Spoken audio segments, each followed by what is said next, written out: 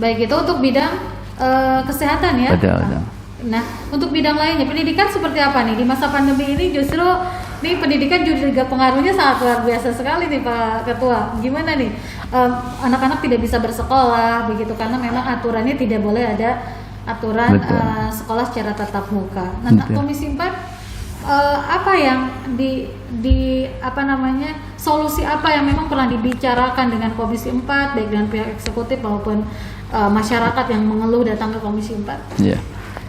Pada intinya bahwa Dinas Pendidikan pun ingin belajar tatap muka itu dilaksanakan. Tetapi kan ada regulasi yang lebih tinggi kan tadi.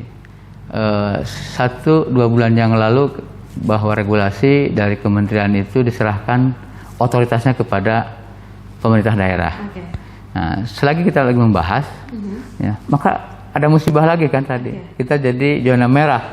Akhirnya nggak terlaksana lagi tadi. Sehingga memang ini faktor situasi kondisi yang memang dipaksa pun buah si malakama nih. Dipaksakan khawatir, tidak dipaksa pun ada memang masalah kan tadi. Tetapi kami Komisi 4 sebenarnya mendorong dari awal itu ada prioritas lah kan tadi. Karena logika sederhana. Di pasar saja kan orang masih tetap ada aktivitas. Nah, ketika kami mencoba menyodorkan tadi antisipasi kelas 1 SD nih. Saya khawatir ketika 1 tahun tidak tatap muka, baca tulis dan baca tidak bisa. Maka pikiran kami ketika itu menyampaikan, kalaulah tadi kelas 1 jumlahnya 20, didua-sipkan saja kan 10-10. Dengan jarak, dengan protokol kesehatan kan sangat mungkin kan tadi. Minimal lah 1 minggu 3 kali. Kenapa? Karena kan bukan hanya sekedar pengajaran tadi kan. Artinya anak-anak kelas 1 itu kan tadi memang perlu tadi sentuhan-sentuhan psikologis itu kan tadi. Tetapi ya Dinas Pendidikan juga belum berani itu kan tadi. Kami mendorong lah minimal kelas 1 dan kelas 6. Karena kelas 6 mau ujian. Kelas 1 minimal harus bisa baca tulis ya kan tadi. Untuk sekolah dasar gitu. Dasar tadi kan tadi. Ya. Itu yang dirong kami, tapi sampai hari ini bahkan barusan dengan Pak Kadis ya cukup berat untuk dilaksanakan karena situasinya masih. Dan fasilitas sekolah belum ada yang memadai begitu. Belum. Nah, banyak, salah satunya banyak begitu. Ada tapi mungkin belum banyak yang memadai untuk menyediakan protokol kesehatan begitu Pak Ketua? Ya, salah satunya itu yang cukup berat itu adalah ketika gurunya sudah swab. Berapa kan? Itu kan ke orang tua kan nggak mungkin. Betul. Dari APBD belum siap. Ke guru apalagi. Itu salah satu di antara penyebab dari. Baik. Masalah pendidikan di luar yang memang berkaitan dengan pandemi, apakah pendidikan di Kota Tasikmalaya ini sudah merata? Apakah semua usia sekolah sudah bisa menikmati sekolah begitu? Apakah tidak ada lagi mereka yang tidak bisa membayar SPP? Kalau dulu sering banyak sekali tuh yang datang tidak bisa membayar SPP, ijazahnya ditahan dan sebagainya begitu Pak Ketua? Kalau tadi informasi dari Dinas Pendidikan bahwa masih ada anak-anak usia sekolah yang mereka tidak sekolah kan tadi. Persentasenya cukup lumayan kan tadi. Kenapa gitu mereka tidak sekolah? Kenapa? Ya mungkin salah satu di antaranya ini kesadaran orang tua yang perlu juga disadarkan. Karena mereka kasihan kan kalau seandainya mereka tidak masuk ke sekolah dasar lah tadi. Nah, kemudian kalau masalah persoalan biaya, ya karena hari ini sudah bos SD dan SMP insya Allah sudah tidak masalah lah.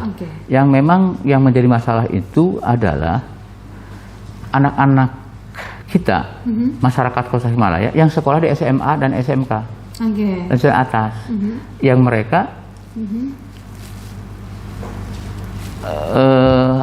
di antara mereka ada, bahkan saya inventarisir gitu kan di beberapa sekolah banyak yang sudah selesai sekolah SMA kelas 3, SMK kelas 3 di swasta terutama, tapi ijazah belum diberikan. Ada yang 4 tahun, 3 tahun, 2 tahun. Nah, ini yang menjadi persoalan dan konsen kami. Ini pemerintah kota harus hadir. Walaupun SMA dan SMK itu leading sektornya oleh provinsi. Provinsi. Sekarang sudah tidak ada di bawah kewenangan kota gitu. Provinsi kan tadi. Tetapi kan warga yang sekolahnya itu adalah warga kota, warga kita. Karena jangan sampai mereka ketika selesai kelas 3 ijazah tidak diberikan, mau lamar kerja ke Asia Plaza pun nggak bisa diterima. Karena tidak punya ijazah. Apalagi kalau dilanjutkan ke jenjang pendidikan lebih tinggi, atasnya. Ternyata jumlahnya cukup banyak. Banyak juga. Berarti masih cukup. Berarti ini masih jadi persoalan gitu ya dalam bidang pendidikan gitu. Iya, salah satunya tadi. Ya, karena bagaimana anak-anak kita bisa bersaing tadi. Ijazahnya pun tidak ada. Kan tadi. Apalagi untuk perusahaan-perusahaan besar keluar kota kan tadi. Nah, itu salah satu di antara konsen kami gitu kan, sedang berpikir bagaimana tadi pemerintah Kota Tasikmalaya dengan regulasinya bisa menghibahkan gitu kan tadi untuk membebaskan ijazah-ijazah yang tertahan. Gitu kan tadi. Nah, kemudian yang paling penting juga masalah yang kemarin muncul itu adalah tenaga guru honorer yang ada di SD dan di SMP negeri yang jumlahnya kurang lebih 1.350. Itu kota aja ya? Kota saja. Yang mana mereka itu kan tidak dapat sertifikasi dan invasi. Sehingga insentifnya itu hanya rata-rata 350, paling besar 500.000 per bulan. Padahal di antara mereka kami lihat kemarin datanya sudah ada yang 20 tahun. Jadi honorer gitu. Jadi honorer tadi. Sehingga pemerintah Kota Tasikmalaya merasa terbantu dengan guru honorer yang 1.350, yang insentifnya rata-rata sekitar 350.000. Karena Kota Tasikmalaya sampai hari ini kurang guru PNS di SD dan SMP itu sekitar 1.000 guru. 1.000 guru PNS. Jadi kalau PNS-nya tidak ada, kan oleh honorer. Sebagai penggantinya. Penggantinya kan tadi, sehingga bisa proses belajar mengajar hari ini berjalan karena ada itu. Tetapi yang menjadi persoalan tadi kehadiran negara memberikan insentifnya.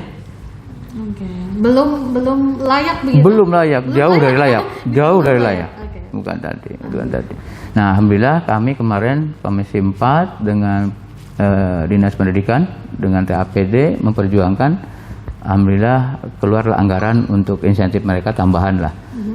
Per orang rata-rata sekitar 200 ribuan lah. Dari APBD kota? APBD kota. Untuk 1.000 orang? 1.300-an. 1.300-an orang honorer. Guru honorer gitu. Dialokasikan dari APBD kota Tasik. Dan jatuhnya adalah per orang 200.000 per bulan. Per bulan, sekitar 200.000 per bulan untuk tambahannya gitu. Ya lumayan lah. Kita baru seperti itu perjuangan kami. Tetapi mudah-mudahan hari ini kan dengan 1 juta guru honorer yang akan diangkat oleh P3K dengan tadi Tasikmalaya sekarang sudah menyampaikan sekitar 1.080-an. 1.080-an data guru honorer. Iya. Itu dari mulai tingkat SD ya, Pak? SD. Pak Ketua SD sampai dengan SMA. SMP. Oh iya, karena SMA sudah tidak ada kaitannya lagi dengan pemerintah daerah begitu. Sehingga mudah-mudahan dengan tadi 1.080 yang diajukan ke pusat, mereka mudah-mudahan menjadi PNS ataupun tadi P3 kan, P3K tadi. Baik.